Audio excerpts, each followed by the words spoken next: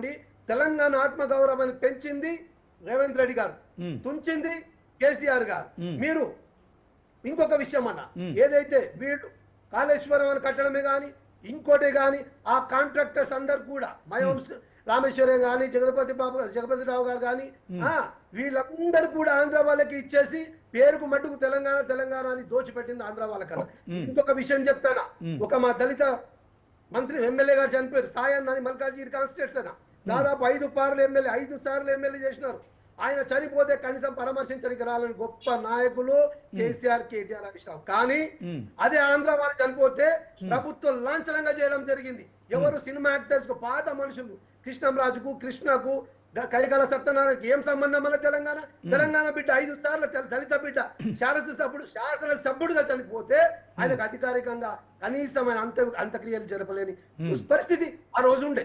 ఈ రోజు తెలంగాణ ప్రజాపాలన, ప్రజలు పాలించుకుంటున్నారన్న కావాల్సుకొని హరీష్ రావు గారు దాన్ని డ్యామేజ్ చేయాలనుకొని ఈ రోజు ఏదైతే ఆయన పేరేమొస్తుంది, ఈ రోజు మా పాడి కౌశిక్ రెడ్డి ఆయన కాంటెంట్లు ఆయనకు వెనకాలండి నిన్న జరిగినటువంటి మాటలు 10 మంది మా ఎవరైతే టీఆర్ఎస్ ఎమ్మెల్యేలు ఉన్నారో వాళ్ళు మీ పార్టీలోకి జాయిన్ అన్నారు, వాళ్ళు బై ఎలక్షన్కి వెళ్ళండి, లేకుంటే గాజులు పువ్వులు చీర పంపిస్తా అని పాడి కౌశిక్ రెడ్డి అన్నాడన్న. ఇవన్నీ రెచ్చగొట్టే మాటలు మాట్లాడుతూ తెలంగాణ ప్రశాంతంగా ఉన్న తెలంగాణ, ఒక బ్రాండ్ ఇమేజ్ ఉన్న తెలంగాణను రేవంత్ రెడ్డి గారు తీసుకుపోతుంటే దాన్ని ఓర్వలేక, ప్రజల్లో పెరుగుతుంటే ఆధారం చూసి తట్టుకోలేక తెలంగాణలో ఉన్నటువంటి ప్రశాంతతను అల్లరు పుట్టియాలి, అలజడి పుట్టియాలి, దుమ్మరే పాలని ఇప్పుడు వినాయక నిమజ్జన వినాయకుని మండపము నవరాత్రులు ఉన్నాయన్న.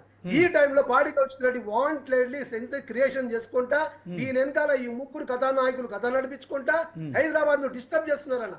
ఖచ్చితంగా చెప్తున్నారా, వీళ్ళు ఏదో చీకటి కోణంలో ఉన్నారు, హైదరాబాద్ ను ఖచ్చితంగా బ్రాండ్ ఇమేజ్ పాడు చేద్దామనే ఉద్దేశంతో ఉన్నారు. కానీ ప్రతిపక్షంలో ఉన్నప్పుడే రేవంత్ రెడ్డి అన్న ఎంటిగా బిగలేకపోయారు. ఈ రోజు అధికార ముఖ్యమంత్రి ఉన్నాడు, హైదరాబాద్ ఇమేజ్ ను పదంతులుగా పెద్దగా చేసి మరో ఎన్నికల్లో వచ్చే టీపీలు 160కి 120 సీట్లు తీసుకొచ్చి కాంగ్రెస్ పార్టీ మరొకసారి కూడా అధికారం తీసుకొచ్చడానికి కంకరం పట్టుదలైనాడు రేవంత్ రెడ్డి గారు. కాబట్టి ఆయన డెవలప్మెంట్ ఎవరూ ఆపలేరు. ఓకే, యాదగిరి గారు మాట్లాడండి. ఇప్పుడు అన్నగారు చెప్తున్నారు, గద్దర్ గారి గురించి మాట్లాడుతున్నారు. గద్దర్ గారిని రాజకీయాల కోసం ఉపయోగించుకుంది కాంగ్రెస్ పార్టీ. గద్దర్ గారు చనిపోయిన